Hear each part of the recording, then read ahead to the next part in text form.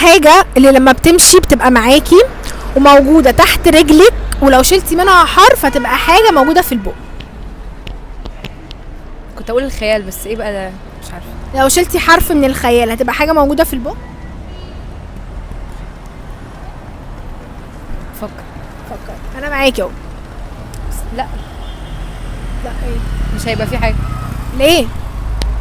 يعني في حاجه بتبقى في الارض وتحت رجلك وبتبقى معاكي ماشيه، لو جيتي شلتي منها حرف هيبقى اسم حاجه موجوده في البق. هو الخيال بيفضل ماشي معايا دايما. طب ايه بقى الحاجه اللي هتشيليها منها هتبقى حاجه في البق؟ بفكر. مش هينفع. مش هينفع ايه؟ ما انا عشان اي حرف مش هيبقى برضه مش فيش كلمه حاجه. يبقى الخيال غلط. اه يبقى الصح.